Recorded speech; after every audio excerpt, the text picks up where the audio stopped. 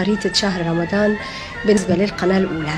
إن شاء الله الافتتاح كل يوم هيكون الساعة 12:30 في فترة الظهيرة، ما عدا يوم الجمعة هيكون الإرسال هيبدأ الساعة 10 صباحا، ومن 1 لحد 2:30 هيكون في برامج تعليمية.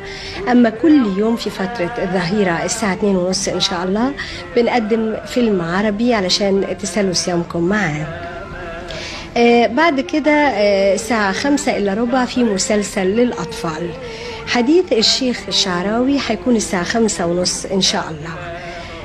الساعة 6:30 بنقدم لأطفالنا الأحباء مسلسل بوجي وطمطم اللي هم بيحبوه وبينتظروه دايما. فوزير عمو فؤاد بطولة فؤاد المهندس ومشيرة ومن إخراج محمد رجائي هتلتقوا بيها في 7 مساء. والساعة 7:15 برنامج جديد بعنوان أشياء مرفوضة من إخراج شكري أبو عميرة.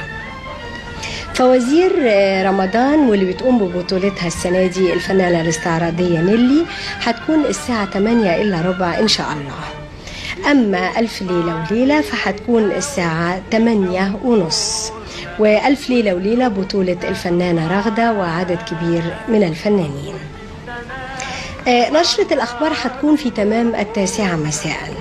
أما المسلسل العربي رأفت الهجان واللي كلكم بتنتظروه واللي بنذيع منه هذه الأيام الجزء الأول، والمسلسل طبعا بطولة الفنان محمود عبد العزيز، يسرى إيمان الطوخي ومن إخراج يحيى العلمي. رأفت الهجان هنلتقي بيه في 10 مساء.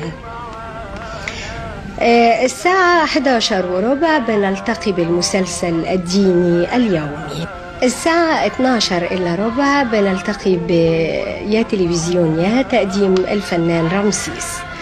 أما بالنسبة لسهرات القناة الأولى فيوم السبت بنسهر مع نادي السينما، يوم الأحد جولة الكاميرا وسهرات درامية مختلفة، يوم الاثنين سهرة منوعات، يوم الثلاث فيلم عربي، ويوم الأربع اخترنا لك، ويوم الخميس بنقدم أسماء الله الحسنى وفيلم عربي.